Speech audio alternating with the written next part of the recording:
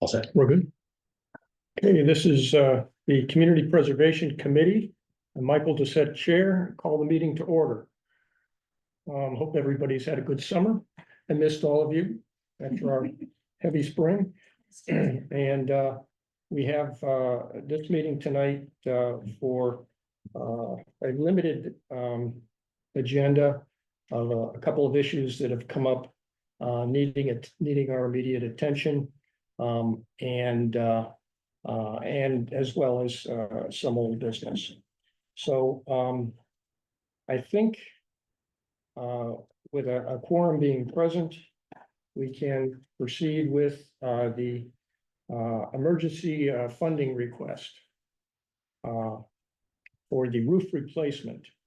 And the applicant is present, and we would be happy to give you the floor. Do we have any letters or anything that we can look at? The applicant, I can throw up on the screen any visuals that were in the packet, which I think there's some that you may want to speak to. yeah, I got a black bag. there was on the city website. And I'll give you the thing. That's all foreign language to me. Oh, yeah, that's probably a good point. Yeah. Thank you for, wanted to make sure we did a roll call.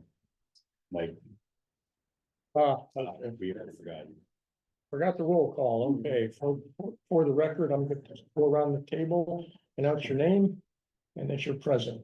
Start with So you. Brian present. Peter Bass, present. Chuck Griffin, present. Jane Haley, present. Andrew Whitman, present. Okay, Michael Doucette, Chair, present.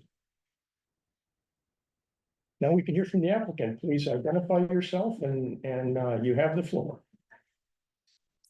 Excellent. All right, I'm Dan Smith. I'm the treasurer for CAA. Well, we need a new roof. Real bad. We're trying to get it replaced before winter. And the cost is something that is possibly manageable, but we've also had a boiler go out as well. And we're in the process of replacing that boiler right now to the tune of 20 grand. And so we're just kind of coming on some struggles right now at the moment to protect the building and get this roof replaced before winter and everything sets in here. So we put in a request to see what we could get for any sort of assistance to help with getting this replaced. And then remind me the budget, the price you got for the work you need to have done. $38,000. 38. Yeah. And the request is of this committee is how much? I think we asked for 35,000. 35, Correct, okay. yeah. Yeah. That's Just- right. I need Just to- because it was 35 originally, but shingle pricing has gone up since then, so they sent us a notice and said they have to raise the price, so it's 38 now, but we asked for 35. Okay, good. All right, and you did present your work and description of it to the historical commission, Yes. and we have a memo from the commission that tells us of their vote supporting the project. Right. Are there any questions from the committee? Did you have just one estimate or three or four? We had two. And the other one was like 40,000. And then we went with these guys, this particular group, KTM, actually came in and helped us out, which is in some of these photos and documents here, with some emergency repairs. Because we had some immediate leaks that were causing damage inside the ceiling of the sanctuary, and so we got those patched up. And then we asked them for a full price, while we were, checking with others as well, and they came back with a better price, so maybe because they were already in site, so, they kind of have a little bit of an advantage there maybe, but, yeah, this is the best one we got. Thank you. And I'll note for the committee that on the city website where the application resides, the memo from the historical commission has been added to the package. That fully supports not only the scope of the work, the contractor and what he intends to do for the structure. So the details in the application, it does say you're requesting 38,000. Okay, Okay, so the I request. guess we revised that, I guess before it got submitted in. All right, Just want to make sure. all right, thank you. Okay, so the request is for 38,000 for assistance with the roof replacement. Any further questions from the committee? Jane? It's for the entire room, Yes, all right. it's a complete strip and replacement of the entire room. And do you have, a contingency fund? I can't remember if there's one in the budget or not. Does anyone remember that? I can check. Just because it does mention that if there are more than 2 layers of shingles, or if there's any structural damage, then that's going to be a cost extra. Right. How would you be able to cover those additional expenses if they come up? Oh, okay. They inevitably will. Yeah, so, yeah, we certainly can, cover, additional expenses for items like that if they come up. They've been up there and have already done, some of that investigation, of the actual board sheathing, that's below the roofing that's there now and patch the roofing that's there now. So they're pretty knowledgeable and confident in what they know they need to do. Okay. I don't think the shingles and the layers of shingles is gonna be any sort of surprise.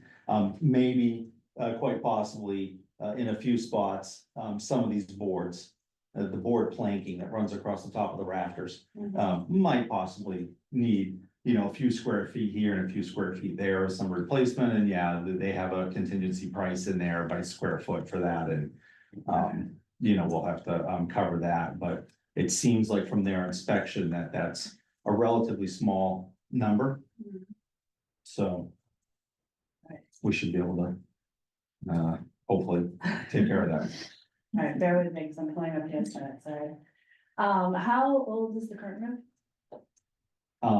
We don't know, but it's gotta be at least 20 years old. And has it had any repairs since it was installed? Yes. Yes, it has. Could you speak to, public benefit and community service outside of their own congregation? We can talk to that, Okay, if you want. sure, go ahead. My name is Devin Ferrati. I'm the president of the board of directors in the congregation. We have been an active congregation in Newburyport for over 125 years. We go into a lot of detail in the application. The building that we're in predates even our congregation. And I think a lot of the reason that the historical commission wanted to support us receiving this grant is because the roof will enable this building to be operable and to stay open, and it's a historical landmark in this city. It's also become more recently, almost like a community center. We've been holding a lot of civic events, and in addition to our own programming, city programming as well. I'm gonna say something. I was gonna say more along those lines, yeah, just we are trying to actively make it more of a welcoming kind of third space within the city. And we need to make sure that the outside structure is okay to do that, and if we don't have to drain all of our coffers to do that, we can also work on some of the stuff inside that wouldn't fall under the purview of something like CPA, so that we can kind of make the space more attractive, more usable for more different groups and events taking place at the synagogue. Thank you. Also, sorry, I'm Alex, I'm the rabbi at the synagogue. Well, And I actually, mean, I haven't spoken yet, but I'm Eileen, I'm a congregant, so. I will note before you that there is a PR on the structure Now, now, is this from sometime earlier or just done recently? from a prior Uh, grant a few years ago. Okay. And the commission, in looking at it, reviewed the PR as well as the work to make sure it was consistent with the PR. The historical commission did. Yeah, just to clarify, that PR was put in place in 2014. Charles? So we're talking in general terms too right now, not just this application. Because my thoughts on this have really very little to do with the group that's in front of us. I agree that they need a roof work. I can't argue any of that, don't want to argue it. The only thing, it's an observation. It really doesn't even involve the building very much, but I just looked on the internet and it's told me that we have 14 churches in Newburyport. Mhm. We have a budget around $1 million a year and sometimes a lot more. But if we had $1 million a year, that'd be $71,000 per church in Newburyport. I'm just trying to make the observation that folks, if I was a member of the board of one of these buildings, we needed something, I would certainly say, why don't we go to the CPC? I don't quite understand that we have enough wherewithal to fund all the needs of all the churches. That's my question. It's just a question. It's an observation, nothing to do with you folks or your building. It's a matter of, do we have the power to do that? And what does it take away? There's been an exception. I mean, I know that other churches have received. A lot of them. And the ones that I only know about two, but there may be a lot. I know about the one Pleasant Street Unitarian Church Also, and Old South. South, And I think also the one by City Hall Central Congregation. Congregation. Yes. Are there others too? in St. Paul, though, too. The, St. Paul's. and, Belleville, Yeah. yeah. So that's pretty much the total population of church structures that have requested funds. Yeah, and they're all major buildings. They're all major So as an buildings. architect, that makes me feel better. They've all got because PRs on them now. all of those have Yeah. PRs on them. Andy? If I could just offer, and this is not necessarily on behalf of any particular application, it's actually more of a generalized comment. Just as a, director of planning and development, the way that I look at the landscape of the city and some of these, particular structures being significant landmarks essentially in the city. At the end of the day, I know there's policy debates, there's, funding debates, how much limited funds there are and so forth. But at the end of the day, from a exterior perspective, putting aside anything that's interior, even the exterior failure to preserve the exterior of those, fails to preserve those landmarks, which are pretty significant in Newburyport, I think. So from my view, it seems worthwhile at least to consider funding those projects, at a bare minimum on the exterior where the public is seeing them all the time. I know there's, certainly going to be more debate maybe on interior work or things like that, that might not be, those kind of things. But from the exterior perspective, and that's not to say that there shouldn't be some sort of obligation for the, parties who own the property and so forth. But I do think, generally speaking, if the city can help, with that, like we do with other things, it is actually a sort of, significant landmarks in the city that, are good to preserve. And they also just a generalized of it. I'm the last one to argue that the buildings in your report aren't important. Oh, yeah, sorry, and I didn't mean to. No, I wasn't no, implying that's, anything I'm of your just comments, yeah. funny with you here because Yeah. I think that the building on Pleasant is probably the most important single building in the whole city, that church. And I think about that, not about the congregation. I feel that about if it was a massage parlor, to keep the exterior. I mean, I don't mean to be flip, but Mhm. I feel like you do. It's the Right. skin of the building. And I know you're an architect, so I know Part you of our appreciate those heritage. things, yeah. So I'm just making that, I think.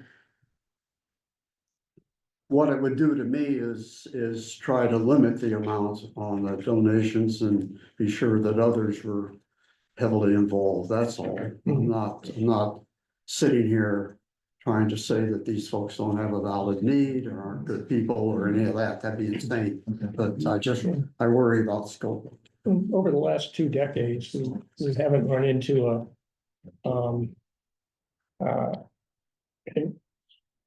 conflicts where we had significantly greater asks from historic structures that were housing religious congregations. We've had a number of asks, but they haven't congregated or overwhelmed the fund. And I don't think that being a religious organization should be taken into account in a negative way. I'm all for that. Right. Yeah, I'm just talking about scope. We're certainly a house of worship, but we are the only Jewish house of worship in Newburyport and even in the surrounding area. So, you know, we service the Jews of Newburyport as we have for over 125 years, and our high holidays, Rosh Hashanah and Yom Kippur are coming up soon. Our sanctuary is packed. We have hundreds of people every year who come to our services. The rabbi and I were just chatting. I don't know if anybody overheard when we were sitting over there, but our membership is exploding, as is our religious school, which unfortunately I don't think is common right now for religious institutions. And we are really growing right now. We just instituted a 3 to 5 year strategic plan. We're 1 year underway. We had a grant from a Jewish organization to hire a consultant to help us with that. So not only are we planning for the future, but we have the structure in place. We're in the midst of hiring more staff. So it's really, I mean, this roof lets the building stay open, which then not only as a historical landmark, but it's also the Jewish, long-standing Jewish community in Newburyport. How big is your congregation present? So we're about 120 family units, something like that, which is a very high number. I mean, we've been teetering like 85 to 95 families, and we were just going through the email, every day we get an email that there's a new family who's joining. So it's 85, but it might be by 2 or 3. Family units, Right. yeah, that could be anywhere from a single person to a family that has several kids, yeah. Households might be Households. better. Yeah, it's Think kind of clunky. We're households. talking from like the admin board side, but households might be a little bit better. Yeah. Do you do fundraising as a congregation to put into, you're asking about a general fund in the event that things like this come up? We do, Yes. yep, yep, I don't know if you wanna speak to that. No, I mean, yeah, you absolutely. You were the one who kicked off the 125 campaign. Yeah, so we just had a big celebration about 2 years ago, for our 125th anniversary in Newburyport to celebrate that. It was a year-long celebration. With several different aspects to that campaign. One, of course, was fundraising. And we actually did some groundbreaking fundraising, for that, more than we had raised in many, many years. And then throughout the year, we have fundraising events, smaller than that campaign, but we're also gearing up now for our next campaign because not only the operating budget, but things like the boiler and the roof in an old building, you need to be prepared to cover these things. So absolutely we do. We also just raised our membership dues. As part of our long-term financial plan, we kind of looked out to see, well, how much money do we need in our operating budget to operate? And the raise in dues will cover that, and then some. Everyone who's normally often here knows that I always get into the numbers. I'm gonna go back to the numbers just for a bit. There's 2 estimates in here. One is for the 38 and the other one is 11 something. And it has a 0.3 for quantity. I was wondering, is that a smaller job within the larger job, or what is that all about? I'm not sure. It's on, Is that the emergency repair? I don't, it's Oh, 1,000, so one of the estimates is 37,510, and the other estimate is for 11,253. It's this one on the screen in case you're, Oh, and the prior one is on the page above. I can go to that. they're but this is dated for- about a week apart.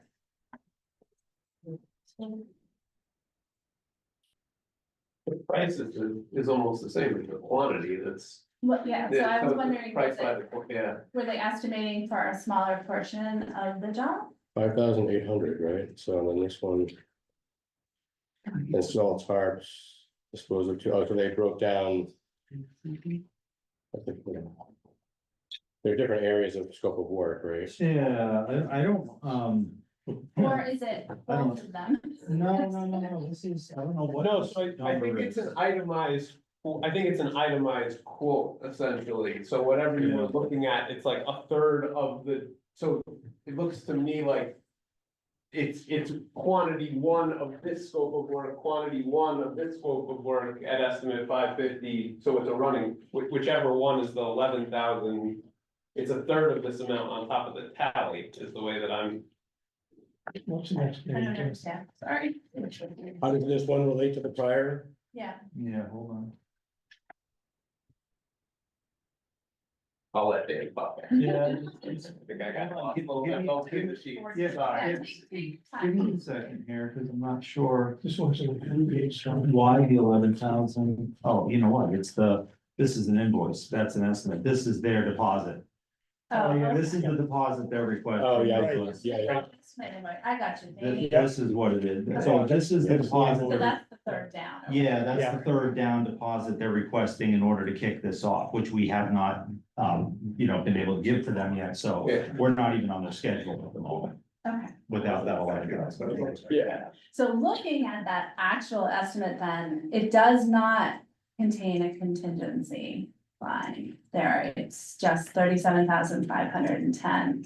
And then it says that it could be higher. That's correct. Okay, That's right. all right. We have the You contingency. do. I mean, Okay. they let us know that there could be some square footages of some boards that need to be replaced. But based on the survey that was done by them internally, it looked like most of them are in pretty good shape. Sure. So this should be a very small, amount of square footage of cost that would be above this. All right, and you feel like you would be able to cover that with your own funds? Yes. Mhm. And I'm gonna go back to my other question, because we as a body face what's called the Kaplan test, when it comes to how does it worship, doesn't. Mike can explain it, and I always try to make him explain it, You're doing but very well. it came down from the state Supreme Court and, out of a lawsuit of some folks sued a city because they funded the church and they didn't like how this went down. And so we have to go through certain steps to say, okay, does this fit and pass the Kaplan test? And so one of them is sort of, what is the primary benefit? And of course, it's protecting this historic building, but it can't necessarily be protecting the religious nature of it. It's more public benefit, and like you're serving your congregation is certainly part of that. But if you could speak a little bit more to, because you did put it in your application, of other activities that are welcoming the broader community in and benefiting the public, that if you could I'll say a few more words, that'd be helpful for me. Yeah, well, Unity on the River is a church who rents from us on Sundays, so they're also using our space. We've also become a community partner with them. We just partnered with them to do Operation Backpack, and to collect backpacks to donate to that organization. Do you want to talk a little bit about, the interfaith, what's it called? The council that you're on? Clergy council. That. And the one with Auburn. Oh, the Human Rights Yes. Commission. Yeah, the Human Rights Commission did meet, I think when they were initially formed at CAA. Even though probably the most common use of our building is for either religious supplementary school or religious services, our services are open to anyone who wants to join, so there's certainly no exclusivity. And we do hold kind of general interest cultural events in addition to kind of Jewish cultural and historical events too. This Sunday, if anyone's interested at 4 p.m., we're having a pretty well-renowned landscape photographer come and present his work. Again, open to all, no admission, no explicitly Jewish content, other than the fact that he is a Jew and presenting in a synagogue. And we try to do things like that as we have the capacity to, and so generally, like, our attitude is if you bring us a program, we want to find a way to make it happen, right? So we brought back the Yankee Homecoming Ice Cream Social. We've done coffee house open mics in our space. So we try to do as much of that as we have the capacity to, while recognizing that our kind of primary organizational mission is to serve the Jewish community. But we like I love bringing people into the building, and would always like to see more of that. We're a collection site for Pettingill House. I'm just thinking of, that reminded me, yeah. I think I would also add to that, under the present leadership as well as the previous leadership, that Congregation of Havasachim has really been sort of a healing space for a lot of very large groups that have been attended when there's been pretty significant bad stuff going on in our world, and I think I can say that you know, with a pretty heartfelt tone in my voice that, you know, people nearly going down the stairs, and it just not only serving as, you know, as a place for Jewish people to be and to observe and just to come together, but it really is much, much more than that. It really is, it is a community icon. It's been there for a long time. I mean, I sort of parallel it a little bit with, I'm one of the directors at the YWCA, and it's an anchor in the community, and walking down Market Street and seeing the YWCA and walking down Washington Street and seeing Havasahim, they resonate very, very similar with a lot of people, and it really is also, it is a place that people go to, you know, where we have held a lot of very big public events that have been very well attended, and I'm very thankful that it was there to sort of provide that healing space for a lot of these situations. Yeah, as part of the 125-year-long celebration that I mentioned, there were a few different goals, but one of them was community engagement. And we have this building that's almost right downtown, and people walk by it all the time, but a lot of people have never been inside. And we were actually surprised to hear a lot of people didn't even know what the building is. They didn't even know it was a synagogue. So we held 2 different community events, both which drew about 300 community members. One was a historical tour of the building, a Q&A with the rabbi. We did a Judaica display. We had and some other programs that day. And then on a different day, we had several different speakers. Eileen was one of them, since she grew up in this community, about the history of the building and of the community and what it was like growing up in Newburyport. And we drew a lot, as I said, about 300 people from that as well. And we got a lot of good coverage from the Daily News and from the radio station right here. So that was another goal that was successful. Very helpful, thank you. Other questions? Can I ask a question? Just, I guess this is more of a CPC question. Sure. This would be the first time since I've been on here that we're considering an off-cycle funding request. So how does that work? And does the funding come out of the reserve? I guess, how does that work? And how does it impact the rest of the cycle? Well, the first thing we did behind the scenes was check with the city treasurer's office to determine what our current reserve that we have in there is. That we could cover an out of cycle request. And we do have that. We have the funds there that can meet this. In processing an out of cycle request, we'll do it in 2 votes. The first vote is to accept the application out of cycle. The second vote would be to recommend or not recommend for funding to the city council. And it seldom comes up, but it has in the past where things happen, people need something fixed right away, and so as long as the money is there and we're not overspending, it's and it's approved to be taken out of cycle by this body, then we can process it that way.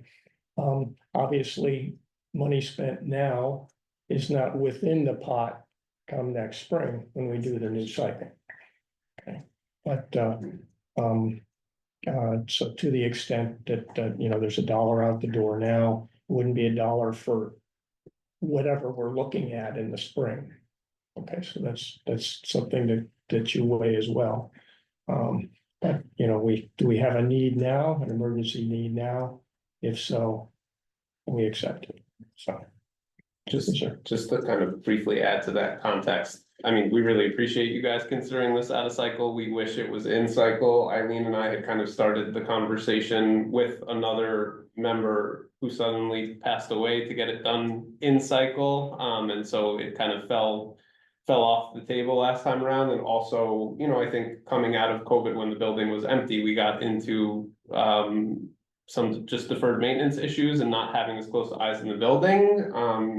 Dan, you know, who is the treasurer, also stepped into the role of being in charge of the house committee, and with his experience as a structural engineer, we're trying really hard to play that kind of catch up on the most important things and get ourselves into much better situation of kind of taking care of things immediately as they arise, not pushing off, and especially the bigger structural things like a roof, you know, not wanting to push it off for a winter, especially at this point, but feeling like checking some of these things off, we're putting ourselves in really good position to be on top of things, to make sure that our finances align with the things we need to be doing on a continual basis, rather than waiting years till it's, you know, we need to do this now or we're not having services on Saturday. So it was apparent to me in the details of the problems you were having in the roof that it needed to be addressed before winter, so. Any other questions? Okay, then, I'll take a motion to, accept the application out of cycle. I move that we accept this application out of sequence. In a second, any further discussion? All in favor? Okay. Thank you. Okay, next I'll take a motion on the merits of the application. I'll move that we accept the application and to fund the roof repairs To recommend that. that it be Recommend it. funded. to us. Second, Okay, any further discussion? All in favor? Okay. Good. Thank you very much for That would that. be a roof. And if you would stay in touch with Caitlin in terms of how to go in front of the city council. And then assuming they approve our recommendation, it's gotta work its way through the treasurer's office as well. So that, you know, I know you guys gotta get up there with your contractors, but that's who to keep in touch with. Okay. Thank you. It's nice to meet you. Thank you guys for having us. Thanks for your work on behalf of the city. The next item is, there's an application by the city for a change and a redirection of some of the money from the Bartlett Mall. They had a separate request for heritage trees over there. But apparently that work can't go forward until the full scope of work is determined and started on the mall itself, on renovation of the mall. So that money is sitting there, and the amount is, 8,000? yeah, it's like $8,000. And basically they would like to still use it for trees, but put them over on Market Landing Park. And if anybody's seen that beautiful park over there now, the only thing it needs is trees. So, what's that? Okay. no parking, though. There's no parking for some people. We're gonna reserve. That issue has come up a couple times. Oh, yeah. Yes. Yeah. I voted no. So there is the request, and I think that that is, something that we need to decide ourselves through a recommendation to city council, because it is a not only a change in scope, but it's going outside the scope of where that money sits right now. Albeit it's still a tree and it's still going on city property. Reassignment to a different park. Right, yeah, different project. So is there any discussion about that? Any questions that you can probably direct to Andy and he can answer? I don't have a question, I'm just, would love to see trees down there for shade, cooling, Yeah. it'll look good. Everything. Yeah. Thank you for your support on that. Just FYI, obviously having worked on this project, you probably, all of you, I'm sure, are aware along the way, there's various discussions of what was gonna happen when, what portions and phases and whatnot. So in essence, we had to, cut off the project at the parking lot areas, right? So in essence, Sasaki had to drop some work there. And we basically had a grass strip that I think we can see today, would benefit from having some trees, trees around it. So that's what we're trying to get to. And it came up from, Kim Turner and Mike Hennessy with the Park Mile project, that they could potentially reassign these resources here. So, we're just trying to get that accomplished essentially, so. Any other questions? No? I kept forgetting to ask, is there anybody tuned in on Zoom? Oh, we have not had any attendees, thus far that I can Okay. tell. Yeah, no, we haven't had anybody patch in yet. That is a good thing there's nobody, because I forgot to let them weigh in. I don't know. Oh, that's quite all right. Had I seen that, I would have been like, oh, but there's, yeah. Okay, all right. Didn't feel like I Good. needed to, yeah. Okay, I'll take a motion to recommend the change in the money for the trees to go from Bartlett now to the Market Landing Park. Well, since I'm the park director, You're since. I'll make a motion that the funds that were allocated for trees be reassigned to Market Landing Park in the amount of approximately $8,000. I'll second that. I'll look at that. Any other discussion? All in favor? Okay. You all for helping to make a better product. So, regardless of location. In your information that came by attached to the email were the July 15 quarterly reports for unfinished projects. And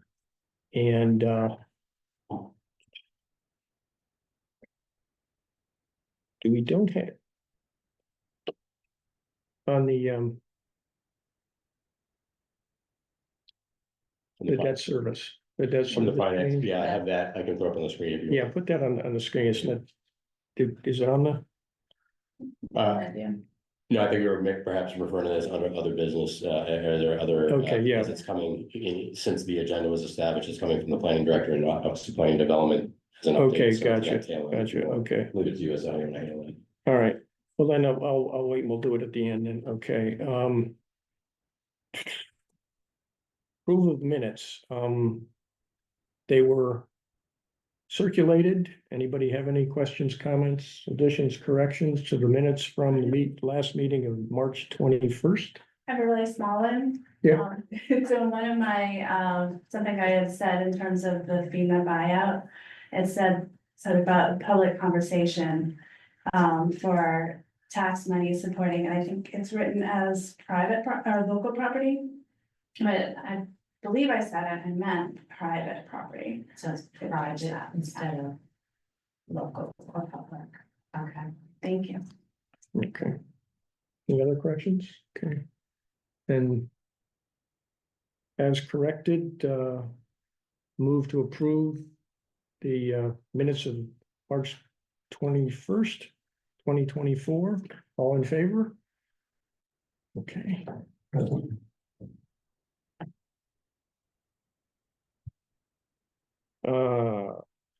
Meeting date for the annual meeting and we're gonna have to go from, we usually go in October, have to move it into November because I'll be out of town.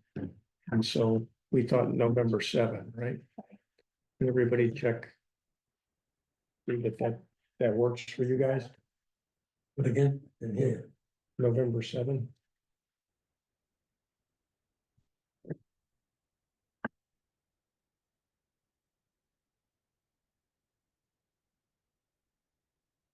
Nothing else going on that week. Oh, yeah. I'm go. Okay, We'll go back. we'll go with November 7 Will then. that be in person? Yes. Yeah. All right, now, here we go, and other updates. Let's do the debt service question. Sure, I'm just throwing this up on the screen, or Caitlin, feel free to address if you want. I just threw up on the screen the explanation that the finance director, had outlined with the Caitlin, our planner, about you're basically reconciling simultaneously while we're administratively dealing with the process. This particular detail. So here, he's basically recommended that we adjust the debt service according to more recent information. And so it's reflected here in this table that you're seeing in front of you. And what I did was I took just the language that I think was already distributed to you, I think for consideration, but just restructured it as a motion, so to speak. So it's the vote or recommendation from the finance director to close this loop and to not have to deal with more administrative process or have to delay until the next meeting would be to take a vote tonight while recommending the other two changes to the city council or appropriations to the city council to take care of this as well. So the motion would be to recommend that the FY 2025 appropriated debt service be amended as follows. And so you show the original budgeted, revised, and then the difference between them. And this is obviously by project. So that's in essence what you're seeing. And it's simple. If you want to make, a motion, we could pass this on to the city council effectively as with the other two, and it would just streamline process because everything else with the committee. And so. Okay. Any questions about this? No?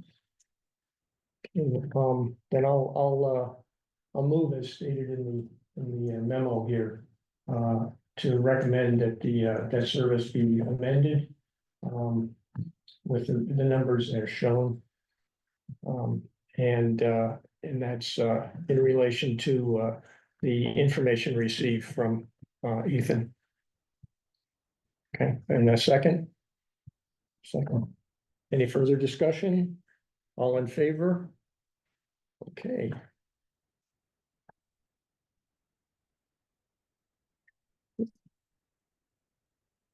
You also have in your materials the draft 2026 budget, which does reflect this adjustment in the debt service as well. Okay. Anything else from Mayor, Vice Chair, Planning Office? Okay, and there's no public to make comment. Move to adjourn. All in favor? Hey. We need a second though. Yeah. We need to provide a rotation our second. I was like, nobody can go home.